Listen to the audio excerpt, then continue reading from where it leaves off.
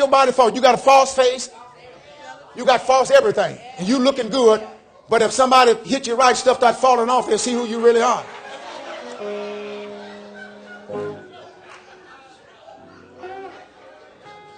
But you have all of that, but you don't want somebody that really need help, that got cancer, diabetes, and other things, and they say they blame it on what you eat. You really, if you don't have a lot of money, you can't eat healthy.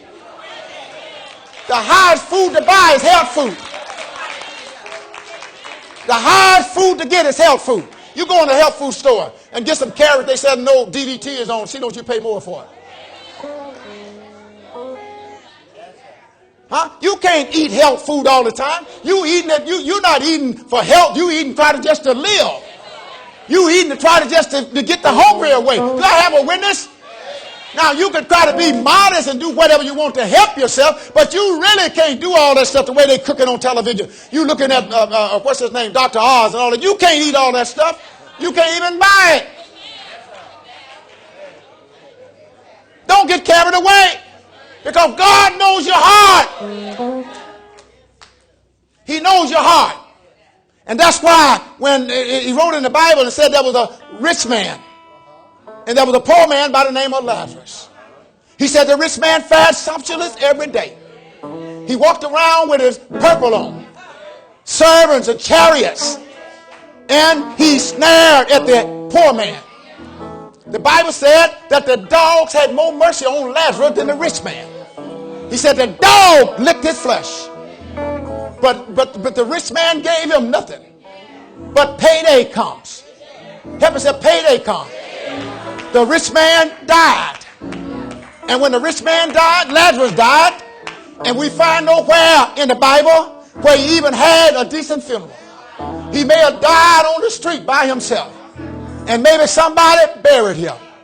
They buried the body, but Father Abraham, help me say, Father Abraham came and got his spirit and carried him away and put him in his bosom. I want to tell you that you may not have everything here, but in heaven you got a resting place.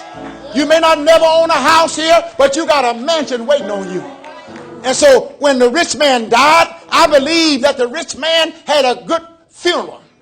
I believe they had chariots, white horses, and I believe they gave a good eulogy for him. But when he was finally internal, he was in hell. And the Bible said he lifted up his eyes and he saw Lazarus resting in the bosom of Abraham.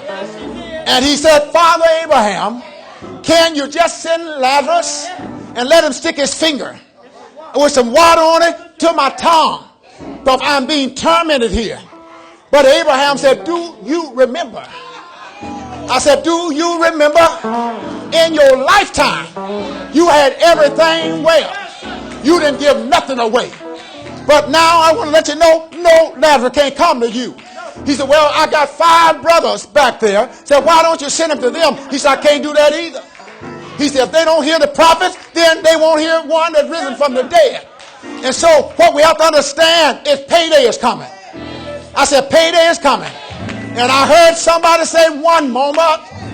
Help me say one moment. In heaven, we'll pay for it all. And somebody said, I won't mind the shoes I'm wearing. I don't mind the clothes I'm wearing. Because one moment in heaven, we'll pay for it all. But I stopped by to tell you that you can have some of the things that God wants you to have right here on earth. You got to learn how to do it God's way. Help us say, do it God's way. What is God's way? God's way is planting. Everything that God did, he put it in a seed. Because a seed have life in itself. It doesn't matter how big the seed is, but a seed have life in it itself. You plant the seed and the seed will come up. And so God said, if you plant it, I'll bring it up. I've already told the earth, bring forth. And the earth got to bring forth. And so start planting seeds. And what we get messed up at is that when we was making $50, we didn't mind tithing on $5. We were making $100, we didn't mind giving it $10. When we made $1,000, we grumbled about giving $100. But now we make more than $1,000 and we say it's too much. Well, I want to know God had brought us from a long way. I said he brought us from a long ways. See, I came up, I'm 65 years old now, and I came up when they didn't loan you money, they didn't have money, but we gave among ourselves. And I know Sister Carmichael going to remember this, and Sister Walker, George going to probably remember this. When we used to get a little cup, they didn't have no money next door. We had to walk half a block or 2 blocks down the street to our neighbor house and said, Mama sent us here to see that you have sugar or some flour. Anybody know what I'm talking about? And we walked all the way down there, and you never came back empty handed. They tell you, I don't have a whole lot, but here's some. And then they didn't have a telephone, but they said, they write you a little note, said, go by Sister Martha's house and tell her I said give you some flour. And we was helping each other. We was helping each other. We was helping each other. We was helping each other. Before, we knew Santa Claus wasn't going to bring us all of this stuff that we said. We knew they wasn't. But we was glad just to get some oranges and apples and a few nuts. We didn't eat apples and oranges all through the year. Do anybody know what I'm talking about? It was really good to see an apple or walnut or something. Or orange. Matter of fact, there was some Christmas we didn't get nothing. And then our parents said, well, New Year's coming. They made up another fictitious name. So New Year's going to bring you something. But if you've never been there and been through the storm and the rain and been through the hurt, you don't know how to appreciate what you have. That's why I appreciate what I have. I've been down to nothing.